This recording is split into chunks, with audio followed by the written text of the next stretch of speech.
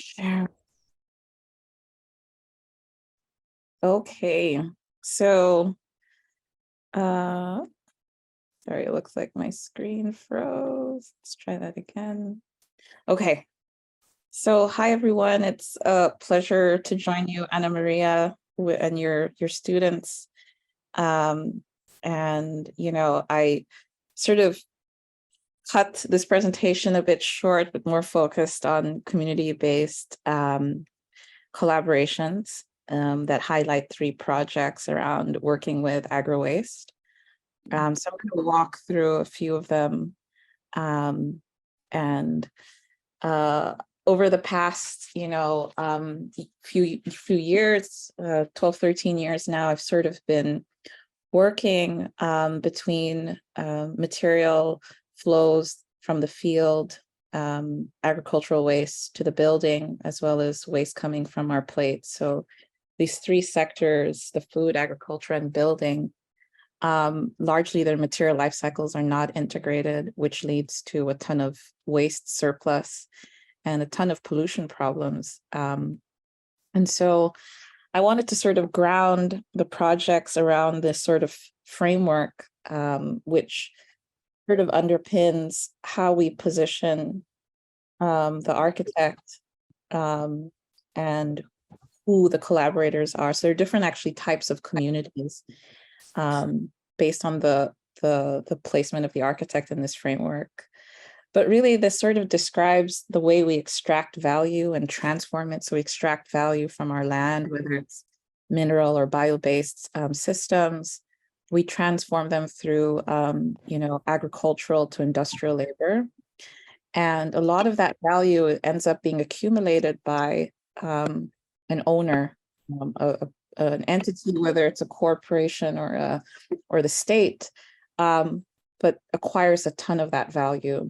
And that value is sold to consumers. And often we have no value affiliated with what happens to those materials after they leave the hands of consumers. And that generates what we know today as a ton of waste problems, landfill to other forms of ecological pollution. And in that framework, we've been trying to identify at each stage, where value is alienated. And this verb alienation really has to do with the fact that we grow large amounts of monoculture, single species of plants that end up over the long term exhausting or depleting a lot of the nutrients and affecting the long-term capacity of the land to continuously produce at those scales.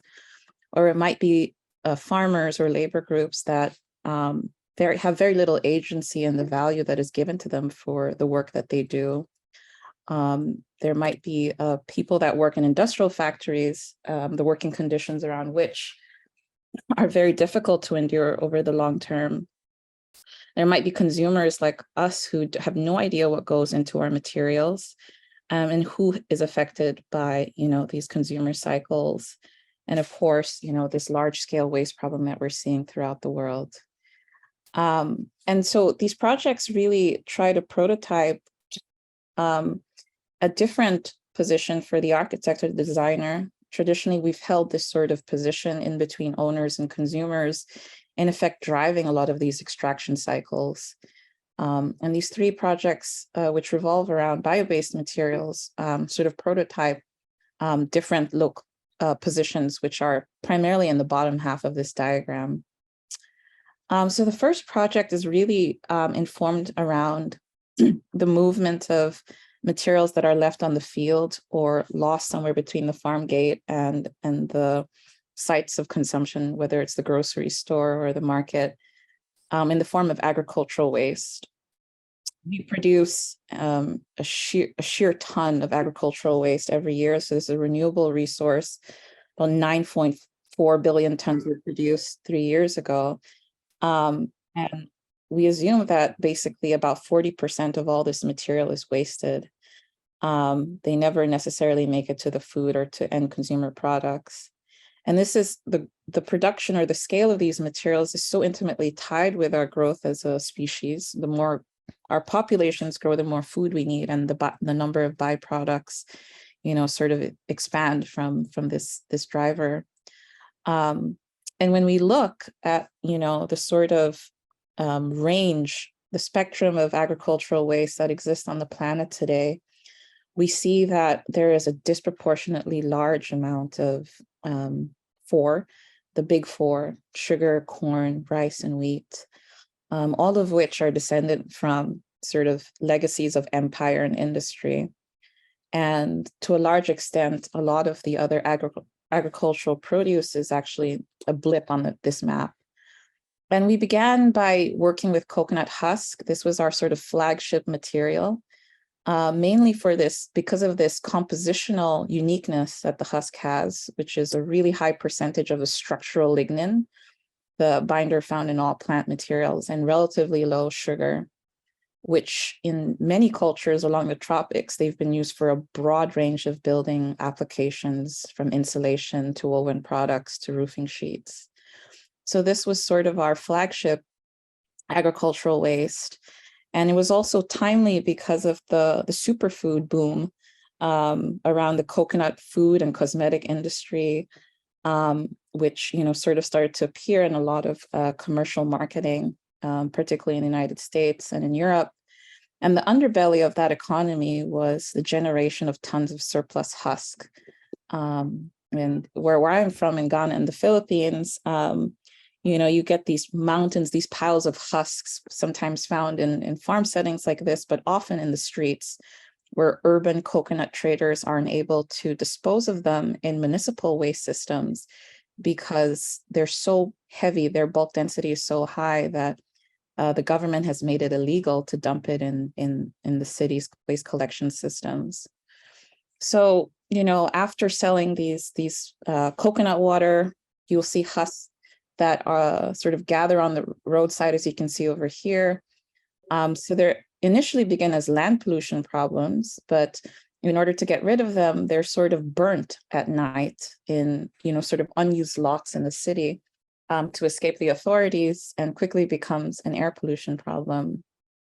So this community of coconut traders were the first group of collaborators trying to re-envision a new role for these coconut traders. How might we add and return some value to them, given the fact that these agricultural byproducts were really in their hands at this point? And because quality control, particularly at this stage, is so critical because of the time-sensitive nature of decay that can happen if the produce is not processed or pre-processed in some form.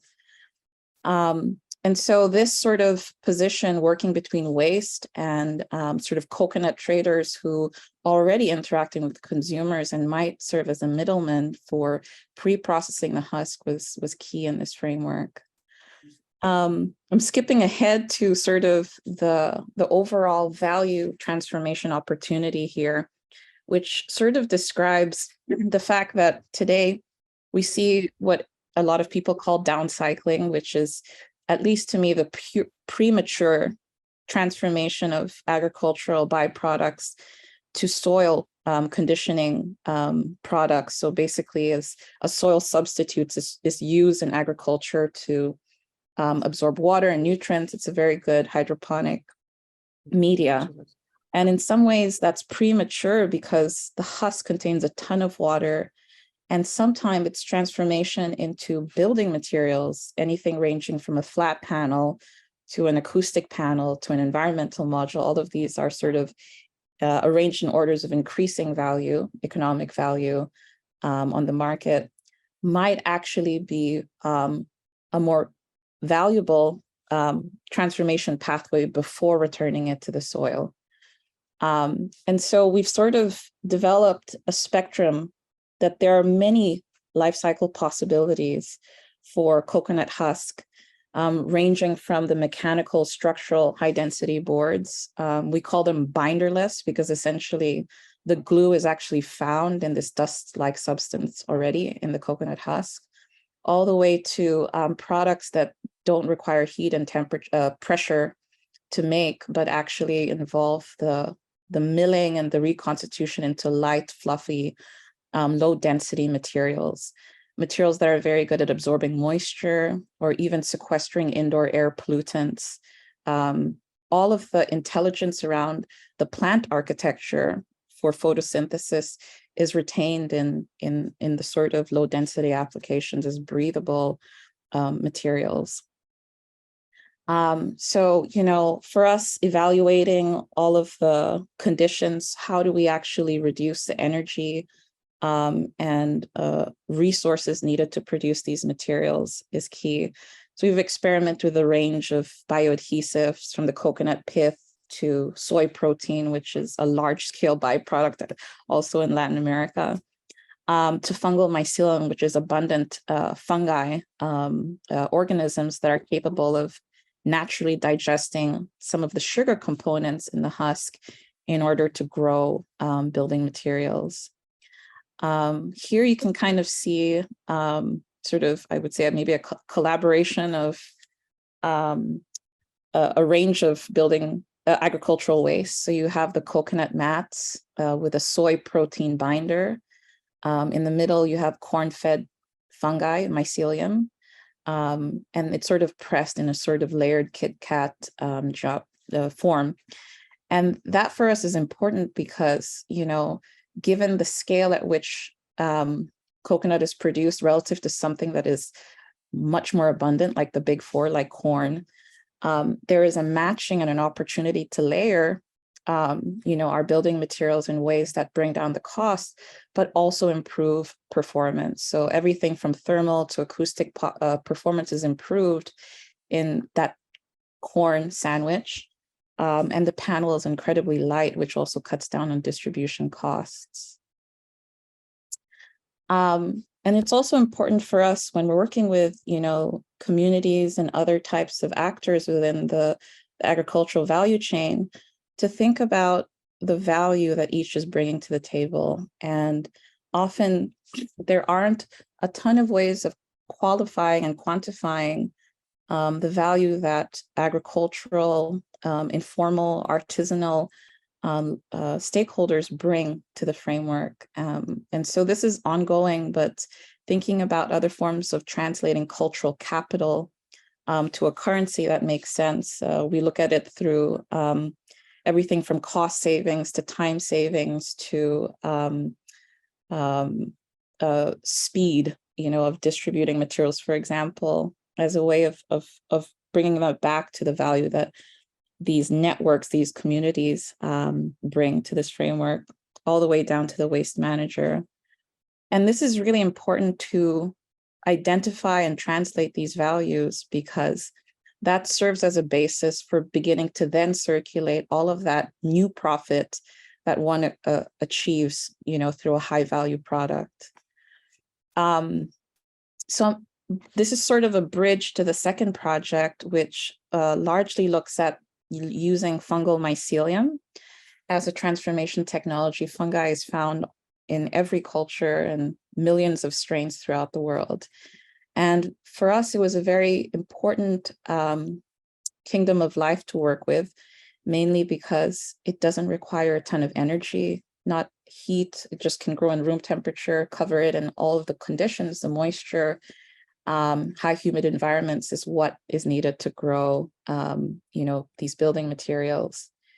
And so we were looking at people or community groups that have access to relatively large scales of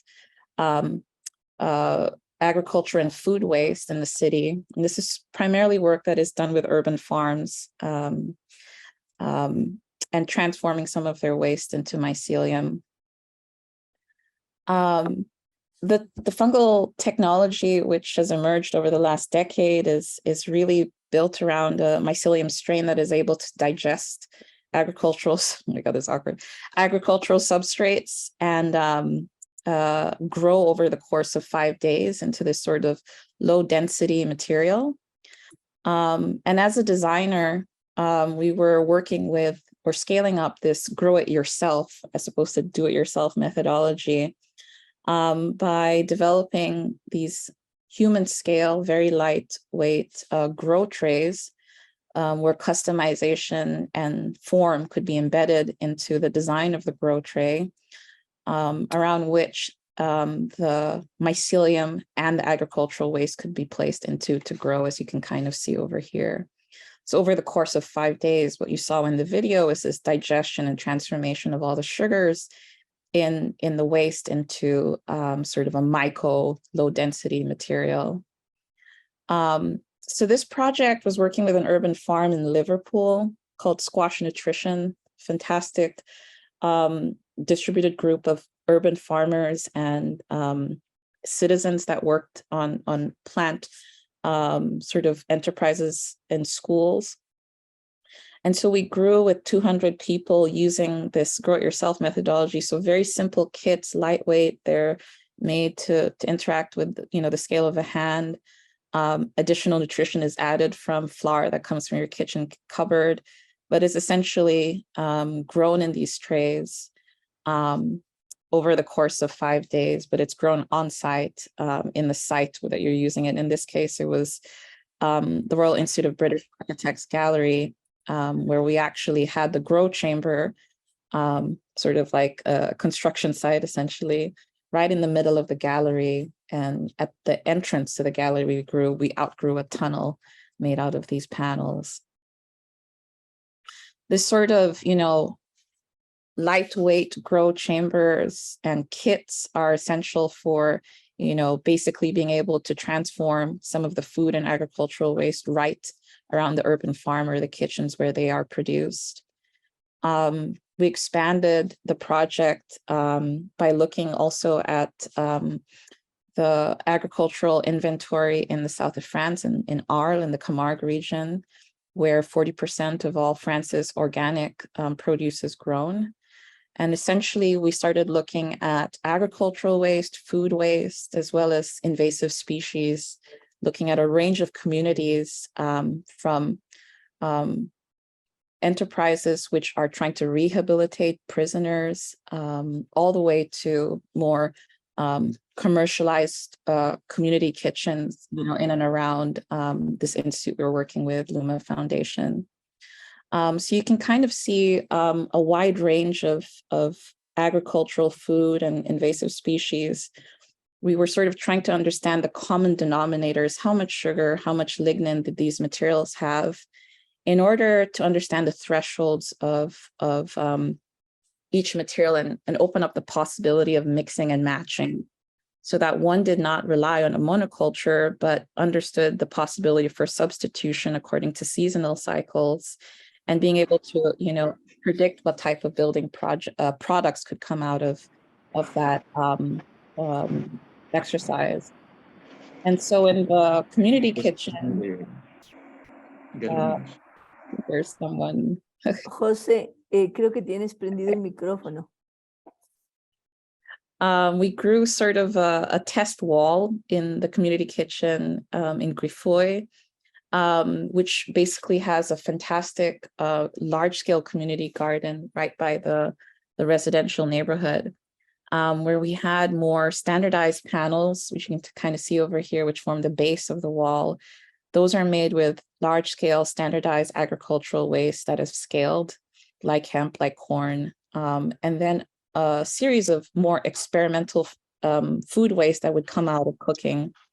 So everything from hemp, rosemary, olive, lavender, lemon, citric-based food waste could be fed to the mycelium to create more experimental forms. And it's a very interactive sort of framework to allow participation and use of everyday objects in generating that second type of myco-composite. I'm going to skip past this because I realize I'm sort of really running to the end. But this last project is working with a community of women home-based enterprises in Ghana, where I'm from. And this wonderful company called Global Mamas really began with 6 women who would make high-quality textiles in their homes. And now I've scaled up to 600 women at a point throughout the country. And they've very much been evolving their model of production to become incredibly circular and responsible. So everything from unalienating their consumers, so they knew exactly whose hands, whose inputs, or what materials went into their products is available to the consumer, but also treating every aspect of their textile production line to reduce pollution and tap into the regional agricultural inventory. So one of the byproducts of, this wonderful scale up of their textile business, these are some of the textile high quality batik textiles that they export. There's also a very vibrant domestic market that they sell to. Is basically when women come together. So as a group of women that came together in an urban context, they began to generate pretty toxic textile wastewater.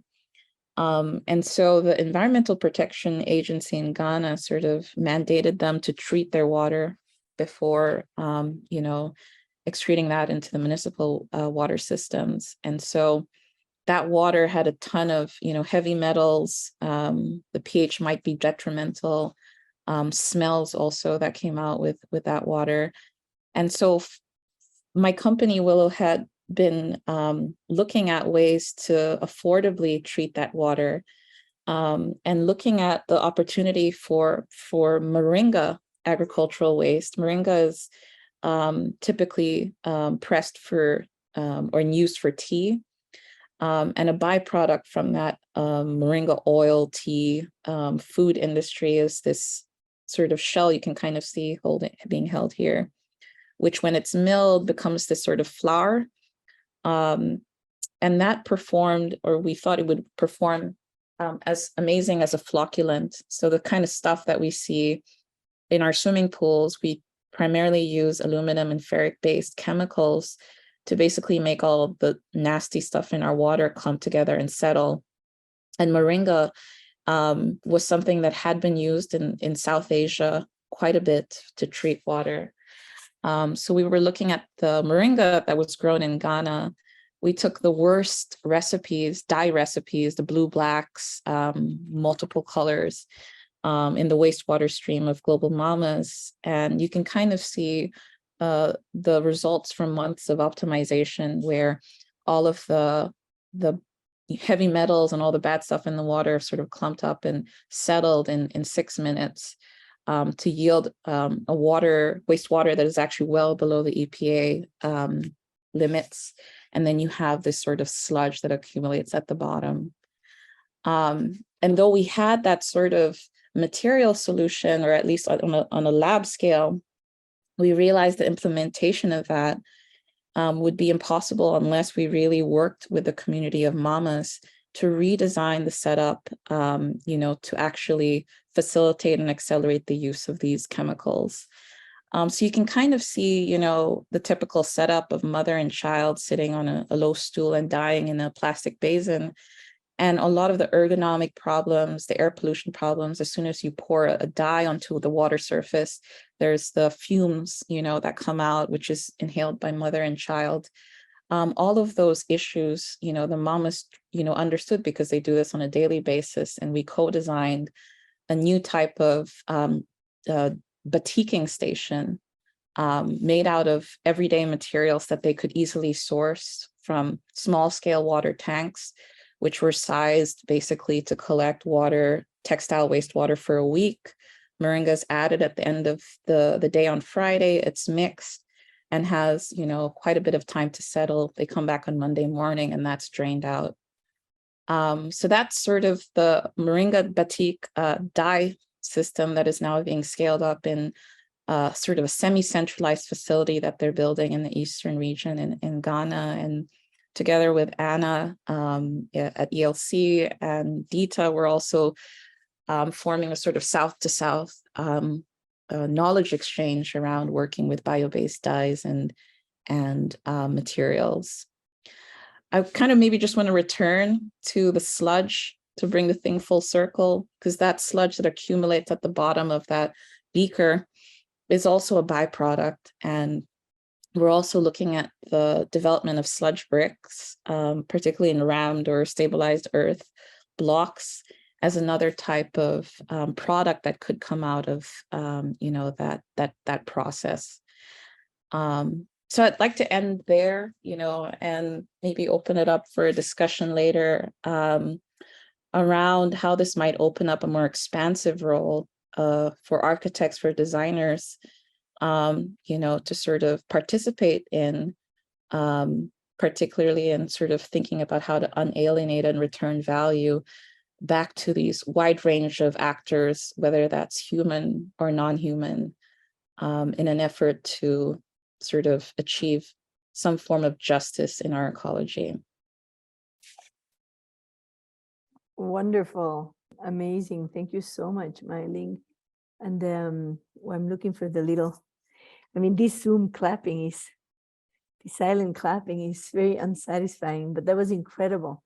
I saw that Monica already joined us, so I think we'll just move on with the panel as we had it. And after Anna will open up for a conversation, because I'm sure that the students have lots of questions for you. And I have a couple myself, but I'll hold them back. Hi, Monica, welcome. Hi. Thank you so much for joining us. Where are you right now? I am in the mountains of West Java, Mount Salak. It's you're in beautiful. West Java. Okay, Yeah. wonderful. Thank you so much This is for like, joining us, Monica. I thought it was 7. No, it's 5:30 now. 5 in the morning. Oh, Yeah. 5 in the morning for you. I'm so Yeah. sorry. That was Yeah, very it's okay. disconsiderate. It's okay. Do you want to go ahead and present? Yes. First, thank you, Anna. I'm going to get my presentation because I'm up in the mountain. I'm not bringing my computer, so I'm gonna do it from my high-tech handphone. Bear with me. Sure, no problem. We do see a slide right now. It's Okay. tiny. There. Okay.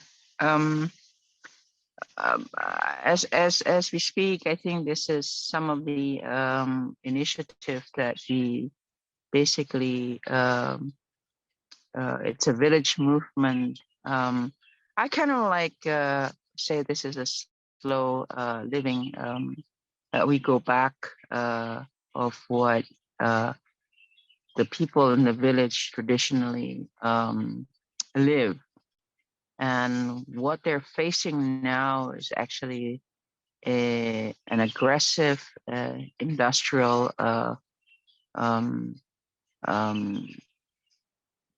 building material or industrial substance that goes in the village. And the village does not have ways to deal with this industrial stuff. They also see it as an ideal material, better than what they have in their nature, like arenga tree or coconut tree or coconut base or bamboo base. So this past 3 months, this is what I've been facing in an area that is prone to disaster. For example, they still want to be, built with cement and steel. And when we tell them that, look, in your surrounding, you have wood, you have, softwood, hardwood, bamboo. They said, no, we don't want to live in those kind of material. We want zinc alum. We want cement. So for the past, I think since last year I met Anna, this was more aggressive. And then we have the mix of, it looks like a natural base material, but it's actually they said is a recycled plastic. and there are more and more of recycled plastic in the form of rattan, in the form of bamboo, but it's a recycled plastic, and it's Dear even worse. Monica, we're looking at the first image. I don't know whether you're shifting through the presentation or not, Yeah. but Okay. oh, Well, thank you I'm so just much. giving the There. background. So Oh, okay. we're doing a breakthrough strategy, basically working with the village and looking at um, bamboo and bamboo and agroforestry. And we're aiming to build 1,000 bamboo village in Indonesia and 10,000 bamboo village around the globe. And this is the target for us is to restore 8% of the Indonesia's degraded land and absorbs 16 million of CO2 emission. And with this bamboo agroforestry, we create employment of 200,000 women in a key role. So in total of Indonesia itself, we have about 20 million of hectares of degraded land, and that's basically not not a in a place that we can live, or we can even grow crops in this degraded land. The degraded land are caused by many source. One is, of course, illegal mining, illegal logging, or even legal mining, or even legal logging. And that's what we're trying to do, is actually plant and restore this degraded land with bamboo agroforestry. What I'm trying to say at bamboo agroforestry, so the bamboo itself is only 20-30%, and the rest would be an agroforestry mix. Just like moringa, you were saying about moringa. Moringa has been also a champion in Indonesia, in part of Eastern Indonesia, because of the high value and the high to address the food and stunting problems. So this is what we're also facing. Bamboo can also restore degraded land, but also can also store water. One clump of bamboo can store around 3,000 liters of water. So this is something that we're thinking of. We're doing now is the forest to factory production system, where basically bamboo can be planted and by women, but also they are creating a livelihood in their areas by processing bamboo, harvesting bamboo. This is not new for globally. This is done in China, and as well as other parts of the world. But what we wanted to say is we wanted to work with women and indigenous people, because they are accustomed to bamboo agroforestry. This is say okay. So the EBF has the work I do have engaged about 137 villages and managing a program in 5 provinces with the beneficiaries around. This is the old number. Beneficiaries around 120,000 people, and we have created millions of bamboo seedlings. 3.5 million bamboo seedlings, and have planted about 2 million seedlings. Now, what we did was we influenced a local government and provincial government. So it's a jurisdictional approach, which I think it's a workable model in this type, because it's not like one size fits all for us to say, look, you have to plant bamboo nationwide, but we have to do a process of bottom up, that to ensure that this fits the model, this is the right a workable model for the village level. this is the mama bamboo that has worked, I think, in with us. Now we have about over 600 mama bamboo, and what we want is to work with them and continue to work with them and gain government, national government and local government support, and also the private sector. So we have been doing this for 3.5 years, and now we see the result that some of the buildings, for example, the ASEAN Summit is buying bamboo and from the women by generating, it's not a huge amount, but generating around $50,000 of economy in the villages. That's a lot, I think. So we are building, the government is now building the ASEAN Summit venue with the bamboo from the villages, from these women.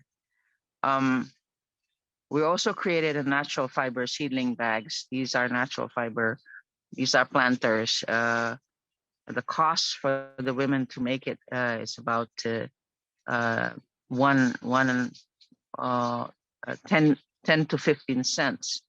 Now we're trying to increase the price so they get a better price to around 50 cents.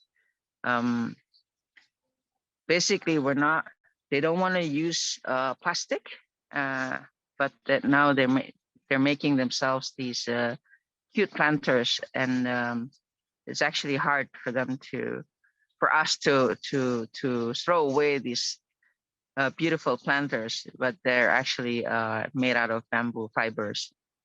So we're looking also at other natural fibers, pandan leaves,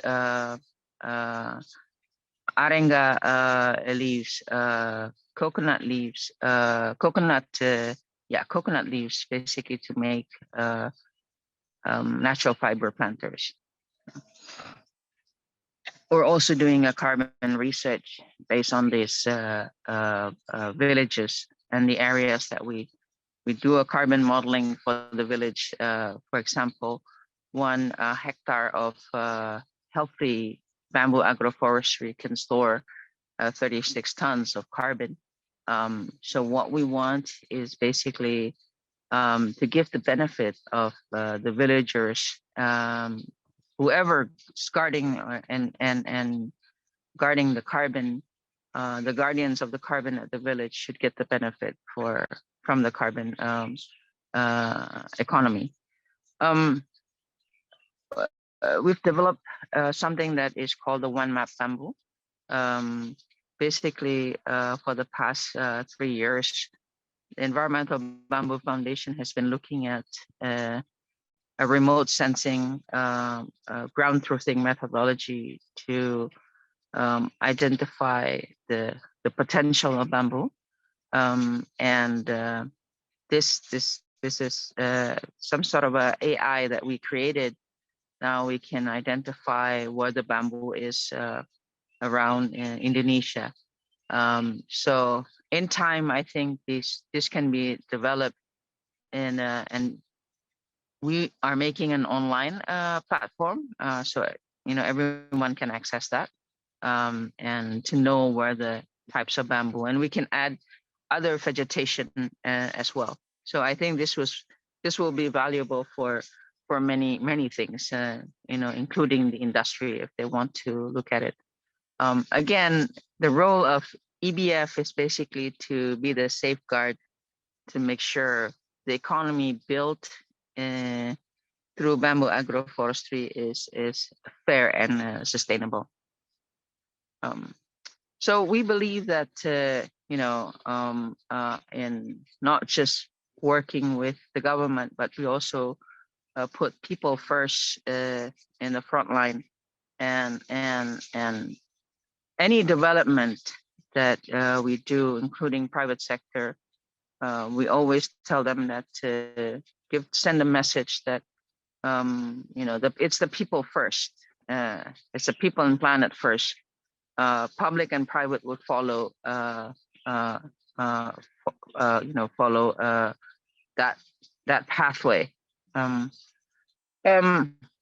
We also did in innovation in through our partners. We developed the bamboo bicycle. Similar, I think, like Ghana. What we want is actually to show that bamboo can be a very strong and potential material, and that's basically what is it'll be the G20 meeting. The bamboo bike is more of our ambassador brand. To share, aside from on the right side is basically what the bamboo came from the villages and how it's being used. What we do is now is train the youth and the women, of course the men, but the youth and the women, and how to use to train them in advance their skills. They have skills in working with bamboo. So what we do is we train the youth and the women what can be used from bamboo, and that's we also believe in what we build what we need, not what we want, and I think this is a hard campaign to do. Many people would want to say, we built what we want, and what we're trying to go back is we just built what we need. This is an example of I'm showing you about 21 vernacular indigenous architecture. This is just a miniature, 100% made out of natural nature base, whether it's arenga, whether it's lontar, whether it's bamboo, or any other substance of wood. Is basically, this is a design in an area adapt to the climate, and you can see that they built hundreds of years. They built beautiful homes, and this is they basically building what they need. They're not building 1,000 square meter of or houses, but this is basically a simple structure where they call home.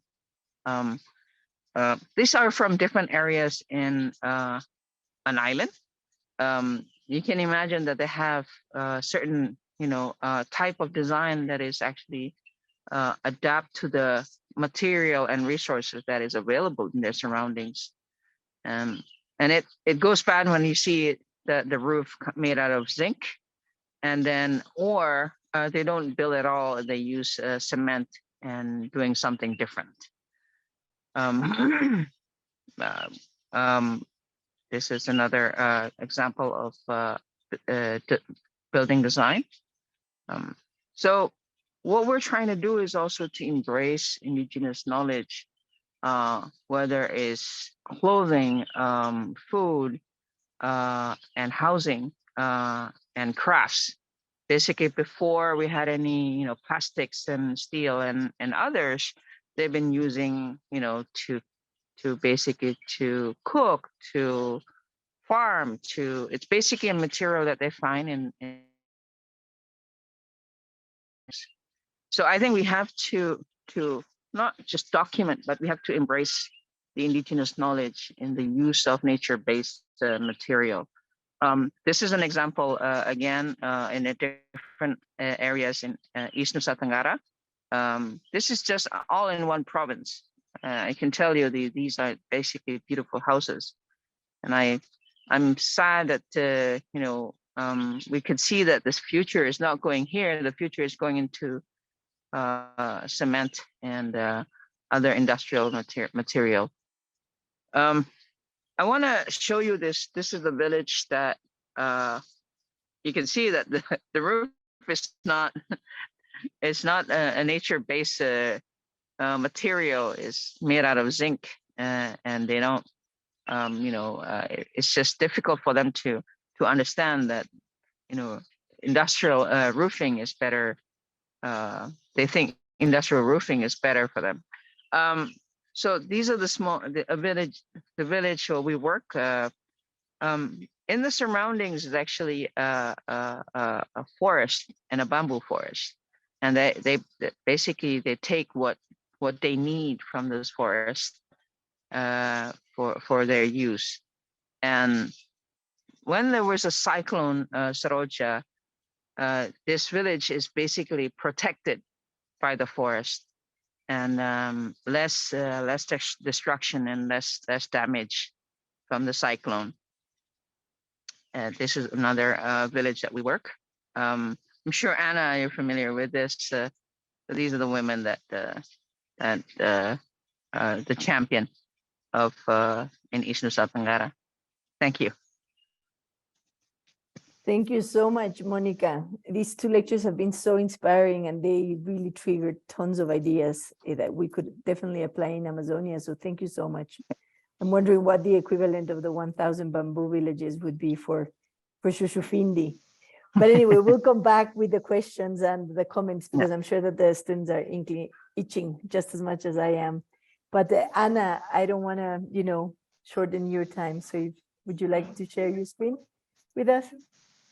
Sure. Thank you so much. And just as a warning, we're having very sort of big winds here on the lake in Guatemala. And so if we lose power or lose the internet, just continue without us. So thank you so much already for those beautiful talks, Mei-Ling and Monica. Very inspiring. So I probably will be, very brief, because it would be really great to, just get into a discussion quite quickly. So maybe I'll just talk about a few of the concepts and maybe touch on things. And I'm presenting here from our website at Yale Center for Ecosystems and Architecture. So please visit and, contact us if there's things that you might want further information on. But in general, just like our name says, we're sort of looking at materials and systems constantly kind of through the lens of other things. So we're looking at the interrelationships between materials, energy, water, air flow, food growing, and looking at it kind of ecosystemically. We're also thinking about the issue of how can we, in a sense, piggyback off of, in a sense, systems that are already there.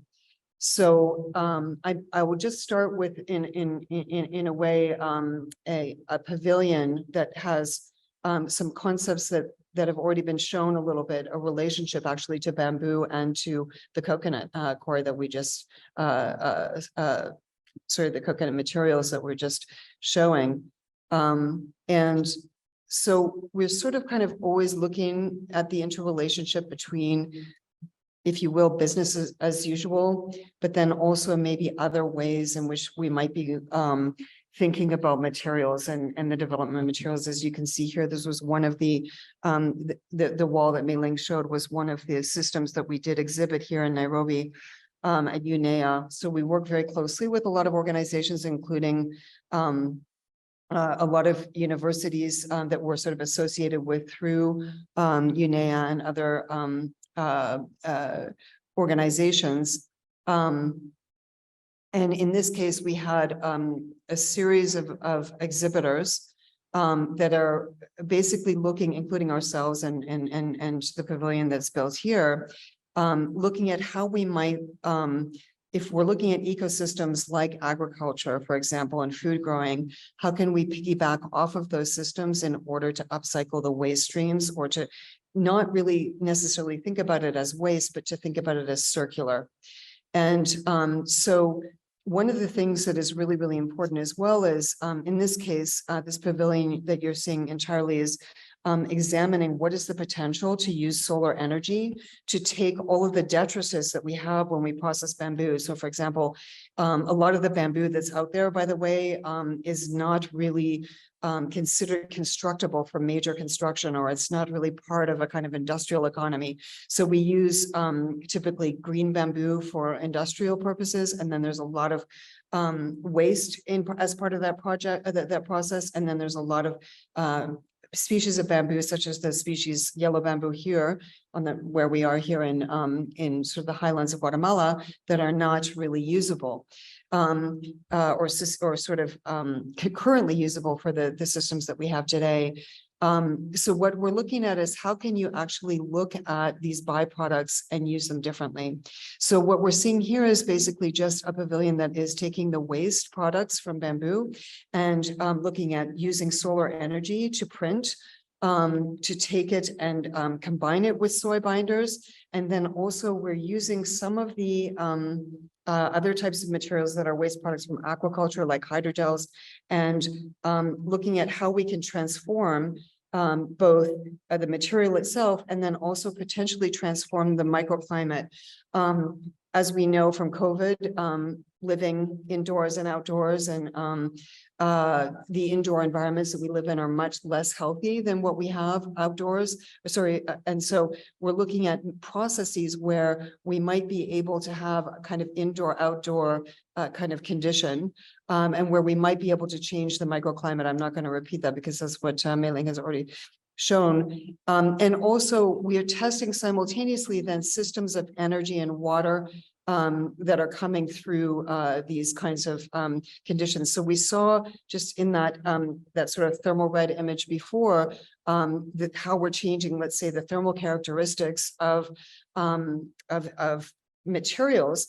In this case, looking at how can we take solar energy, not just to potentially transform the material right on site, let's say on the side of a farm or on the side of forests where we might have those so-called waste materials or detritus materials and put them into a kind of formed product, but we're also looking at how can we take that solar energy, and in this case it's through thermoelectrics. This is our colleague from University of Nairobi who is sitting on this bench, and a lot of things like materials and energy that might not add up in a kind of industrial throughput process might be very sort of well matched, let's say, in another type of cycle. For example, an agricultural life cycle, we have a lot of space and time, and we might have a lot of material. We might have too much material, like detritus material, and that's the opposite of what we have in an industrial process. In a kind of classical, modern industrial process, time and material inputs and energy inputs and labor inputs are all considered cost. But when we look at it in a different way, through a different lens, on a farm, for example, we have a lot of energy coming into the system through solar. If we are able to basically interface with that solar and do something with it, make it productive, we have a lot of material sometimes that we need to burn. So usually the bamboo, this is all bamboo waste and soy. This is material that might be considered extra or non sort of high grade material. So we might burn it because it costs a lot of money to have someone take it off the property in order to have other types of products. And then, of course, time is something you might have a lot of if you are matching productive cycles with the time that you have on a farm, for example. So in this case, what we're looking at is the of solar energy going into this bench, as we saw from that thermoelectric, thermal imaging, in the form of thermoelectric, so that bench can take, for example, solar energy and turn immediately on demand into heat or cool. So if we're in many climate types, Nairobi is a great example, but especially Guatemala, where we are here today, we could go from so-called heating degree, meaning in the morning we might be cool, at night we might be slightly cool, then we transition in the afternoon into hot, and we might want cool, and then at night we need the heat again. So how can we actually think about sort of thermal delight or the delivery of thermal conditions in an ergonomic and in a kind of bio-responsive way, as opposed to heating and cooling a box, that we all live in. Many of us, we're living in boxes that we heat and cool, and we're not really thinking about really what is that connection to the human body. So what this is transferring, let's say, solar energy into a bioresponsive on-demand heat and cool right away. In this particular case, what we were demonstrating. And this is, just a lot of pictures of collaborators and people, from our center and from University of Nairobi. Here, actually, we're also working with shop architects and Oak Ridge National Labs in this particular, in sort of trying to understand what are the structural characteristics that we might get out of the bamboo waste and the soy binders, and also how we might create, let's say on the side of farms or others, these kind of scaffoldings that might be appropriate for then the kinds of systems that we grow. So we have a lot of research also in so-called phytoremediation or bioremediation from using the growing of plants and other agricultural products like mycelia, for example, that might be harvested and also might be used for the purification of water and of air. So maybe since Mei Ling has already touched on some really beautiful examples of the coconut core and other things, I might actually go into, and you can find, I'll go to material, maybe to material systems. I'll touch a little bit on aquaculture and how we also can, in a sense, harvest, not just, that in the Nairobi Pavilion, that was an example of systems that are coming from bamboo, soy, rice, mycelia, coconut, et cetera, a lot of the sort of agricultural crops. But we have massive waste streams also of aquaculture. And so this is a little bit of the research where we're working with chemical engineering and microbiology and looking at ways in which we can actually recuperate hydrogels and other kinds of bioresponsive materials from fish and aquaculture that we can then put into regenerative skins. So this is actually an upside down ceiling. It's supposed to be a ceiling, the rendering of a ceiling, but so in this case, we're studying the structures and how we might actually be able to reconstitute the shape of hydrogels into shapes, in this case, showing really maximizing the amount of surface area that we might reform the fish waste from, the shellfish and fish waste. And in this case, also how we might use certain processes, in this case is lyophilizing the hydrogel, making it literally like spongy or fluffy, and optimizing the amount of surface area that we have so that we can regenerate that. And what we're really doing with this, the aquaculture in this case, is we can put that between skins in order to absorb water out of the air and then regenerate it for potable water purposes. So this is a really, really important area for us, because in so many of the areas where we are, and I'm just going to use where we're sitting right now in Guatemala, where we're working with DIDA, we have a dry season here, for example, for, it's 5 to 6 months and counting. It's expanding. We just learned today. With climate change, we have a longer dry season, but even in areas where we might think about it being extremely humid, like Mumbai, India is another area where we work. You have 9 months out of the year when the relative humidity is very, very high, but the water is in the air and it's not coming down. So it's not regenerating the water table. It's not available as rain to be collected. And we have to figure out how to take that water out of the air and convert it into potable water. So this is also an area water collection, and absorption. You can see what some of these hydrogels look like, and how we reconstitute them potentially in just kind of microsystems, or even in some cases they get quite large, and we're figuring out there's different ways that we can regenerate and get that water. In fact, actually, some of these things are quite ancient in terms of water nets and collection that they have in areas like Chile. But in our case, there's 3 different ways that we test to collect the water: is mechanical regeneration, literally just squeezing the gels or the sponges, chemical regeneration, and thermal regeneration, which is heat, where you can basically have a lot of the water release from within the envelopes and then deliver. And this is sort of tied in, though, to an area that we're testing now. And we maybe just end with where we are today, where we're sitting, and pass over to my colleague here, Dita Zakova, because we just got back from the university here. This is where we are today in Lake Atitlan. And we just got back today from our partners in UVG, Sololá. It's the University of Guatemala. We work very closely in a sort of large university networks. In this case, Sololá, UVG, Sololá is in a kind of collaboration with us, University of Arizona and Rice University, and Yale, of course, Chemical and Environmental Engineering, where we're trying to see we're trying to develop in association with potentially that drip system that I just showed, the hydrogel.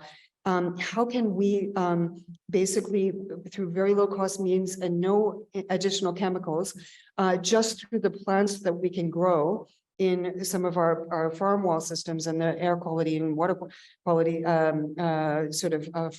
plant walls. In this case, we're testing a combination of multiple different kinds of plants.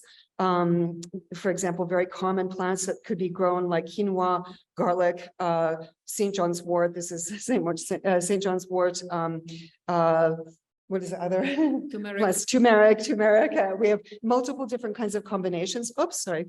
Oh my goodness, multiple different kinds of combinations that we can have. And basically with the photosensitization on the roofs, we can collect the water, and then we can use this plant-based combination to photosynthesize and purify that water. So a lot of times, even if we collect the water out of the air, it might have a lot of particulate matter, a lot of heavy metals, largely actually from agricultural burning and other things in the air.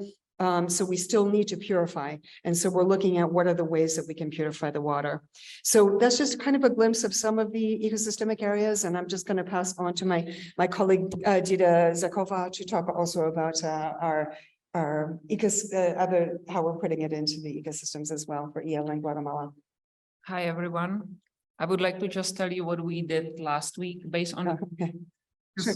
I just want to say what last year, Yale University came and we did a water sampling of the spring, where if you see on the village up here, so this village, if you see the mountain behind, that's where the spring is. Believe or not, we are by the lake, but no people drinking the water from the lake. So the village are supported with a spring which is above, the water travel through very simple, the most basic plastic pipes, right? There are 3 pipes in the village, each serve barrios, maybe 2,000 people. So the village, let's say, first barrio has a water from Monday till Tuesday, next barrio has a Tuesday, Wednesday. So the village is supported 2, maximum 3 days per week by the water. So this water is sold for drinking, bathing, washing, gardening, watering the plants. What is the issue that above these mountains, there are villages which, of course, and sadly, they are using fertilizer. So when it's a rainy season, the fertilizers go to the water travels through these pipes to the villages. People drinking the water, they saving, the one who can afford the barrel, the plastic barrel, they're saving the water. The next step before they're using it is a boiling water, or they use eco filters, which are not majority of people can afford that. So what we did testing, we did the testing of the water from the spring than we did. That was happening the last year, and we repeated exactly 1 year after that. And now is the comparison of the samples. So the first testing was in the mountains. Second testing was in 3 different barrios in 3 different families. And the last testing in the village was a testing in the school, which we work since 2004, when the school has 250 kids in the morning, 250 kids afternoon, and 200 adults during the night study. So the school is very well maintained and capacity for everyone, young generation, middle school, and the adults. So what we did, we fundraise money and put this eco filter in each classroom, so every kid can afford at least clean water during the stay of education. So we repeat this water testing last week. We took the sample of this 3 family, school, and the spring. That's what we did. Now the comparison of the lab testing, it's processing in the University of Valle here, with the Yale University's PhD students and interns, and they will see what's the difference. What is lucky now that we testing also slightly different season because of the global changing. Now supposed to be the dry season, but it's a rainy season, so we already have a little bit of the rain. So that could be the variety of the seasonal things. What is the major problem of the people that we were testing the water last year, but what was striking 2 weeks ago when we were, that a family, we were taking a test of the water, they were almost not able to give us the sample because there was no water in the village.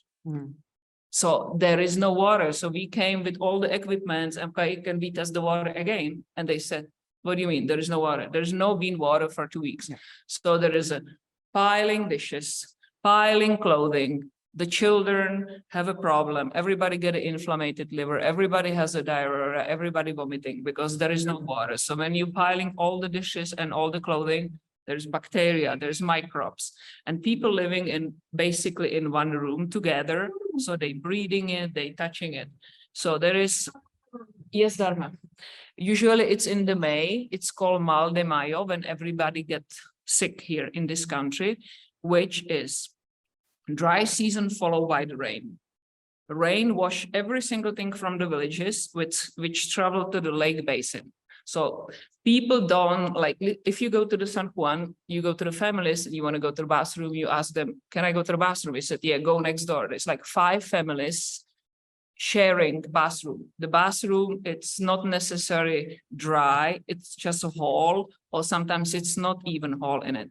So when it's a rainy season, everything is washed out to the lake, including the fertilizers from spring. Because of the agriculture, when the produce of the corn is not enough, because it's for many years, they unfortunately spray. Yeah, so I think that, thank you so much for that, Dita. So, so that provides a good context also, within which, I think that really I wonder if we have any pictures. I'm just thinking of this. Yeah. Some of these, yeah. No. So there's a lot of ecosystemic issues. Like there's a lot of also like around the world where there's energy insecurity, there's the necessity to have a lot of biofuels burning. So this is also going to affect the water quality and air quality. And so that interrelationship between really having to figure out how to get the air out of the water out of the air for 6 months out of the year, when we don't have the water coming down, and that this kind of expanding dry season is what you're basically talking about is now that there's say a little bit about this. As you see the stove, if you see the stove, we started doing these stoves because the family lives in the one room with the open fire. And as you know, that every child has not developed lungs under the age of 6 months. So when the mother leaves the child by the open fire, every 4th child dying of intoxication CO2 in this country. Yeah. So when I started in 2004, we started doing this sustainable stove, which are not enough, but at least the CO2 going out of the housing. Yeah. What is the problem of this is, as you can see, there's a wood. So when we are living in the ridge of volcano, people are going higher and higher to cut the wood. So there's an erosion, a rain season, everything's go down. Yeah, so it's an ecosystemic problem. But I think that is an important point to make here is that there is kind of a cycle between, what is going to be the air and water quality that are sort of twinned in this kind of condition Yeah, as they well. are and the microenvironment. intertwined. It's an intertwined problem. Yeah. So actually, we don't have pictures actually of the system that we're testing because we're literally testing it right now. But the idea is that we're using the plant-based dyes that are actually, there was a picture of it in Nairobi. We can show one of the let's just back to Nairobi for a second. Yeah, I can show back to it because there was a picture that we didn't explain. So what you're seeing here, this pink, this is the pink from the plant dye. So the plant reduction that I was explaining before can go into a very inexpensive, in this case, this is actually a prototype, a testing prototype where we're measuring. But if you think about a very inexpensive sort of corrugated plastic roof, you can potentially sadly, a lot of people around the world have to collect it in individual bottles. But if we have certain inert plastics that can not, contaminate the water further, but actually be infused by the photosynthesized dye, what you're seeing here is that the dye, when the dye goes from pink to clear, then there's an indication that the water is potable to drink. And what's important about this is these systems are using both sun to pasteurize, so that we elevate the temperature through the available solar. And then we're using and that's for the pathogens, that's for E. coli and other bacteria that we'll typically have in conditions of open sewer and other conditions where you don't have plumbing. And then the plant reduction is taking care of viruses. So I think this is one of the really, really important things about solar water. Is that we really don't have good, inexpensive solar water systems that can do the range from pathogens, from biopathogens and across bacteria and viruses. And so that's ultimately what we're testing here in Solala and in San Juan is, can you really take care of the spectrum? And then most importantly, can you take care of the spectrum during rainy and dry seasons? So do we have that window, enough solar when there's a lot of cloud cover to be able to still disinfect during rainy season? So I think with that, there's, other things that we could talk about, but that's really the essence of what we're doing here in Guatemala right now is this kind of solar water testing here. Thank you. Wow, incredible. Thank you. Thank you so much. So an applause for all three of you. Incredible presentations. And I'm going to get the matrix here so that I get food for thought. And this is very inspiring. It will definitely sieve through our project for Shushufindi from many, many perspectives. From what you've shared with us. So I wanted to thank you sincerely. Thank you all the four of you for sharing all your knowledge. And it's going to be 7 p.m. here. You're starting your day, Monica there. Anna is probably at the same time, and my link, you probably want to go eat dinner and rest. So thank you so much. And Thank you, I Anna. wish we could be together to give you a hug and Okay. clap you the way you deserve. But we'll be in touch and to be continued, these conversations. Mwah.